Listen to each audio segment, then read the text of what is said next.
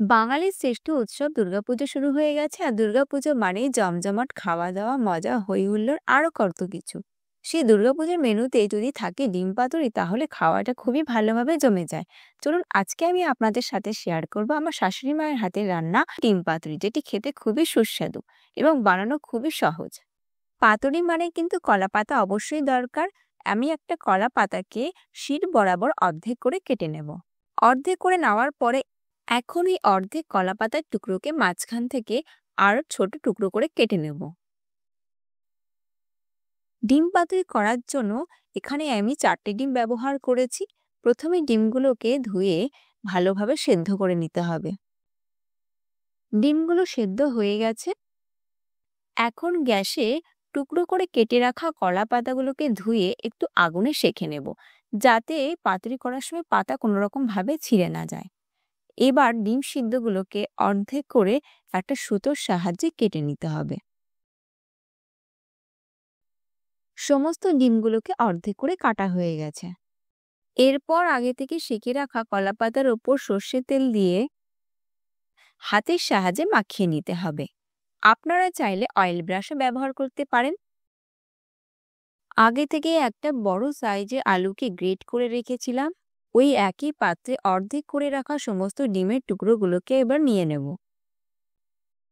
এখন এখানে মশলার জন্য ব্যবহার করছি 1 চামচ সাদা সর্ষে বাটা, 1 চামচ জিরে বাটা, হাফ চামচ কাঁচা লঙ্কা বাটা, যেরকম আপনারা ঝাল খেতে পছন্দ করেন সেরকমই নেবেন, 1 চামচ কাশ্মীরি লঙ্কার গুঁড়ো, একটা বড় সাইজের পেঁয়াজ বাটা, স্বাদমতো লবণ, 1 চামচ হলুদ গুঁড়ো আর বেশ কিছুটা সর্ষের তেল দিয়ে আলু এবং ডিমের সাথে সমস্ত মশলাকে ভালোভাবে মাখিয়ে নিতে হবে।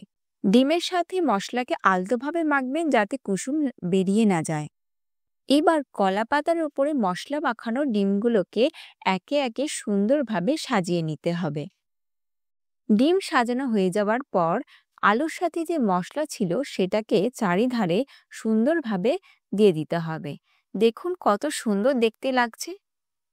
এখন গ্যাসে একটি তাওয়া বসিয়ে গরম করে নিয়েছি এবং ওই তাওয়ার ওপরে কলা পাতার পাতুরি সাজানোটাকে দিয়ে একদম লো ফ্লেমে সেদ্ধ করে নেব।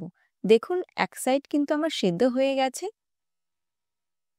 এবার একটা প্লেটের মধ্যে ওই কলা পাতাটাকে সাবধানে ঢেলে নিতে হবে।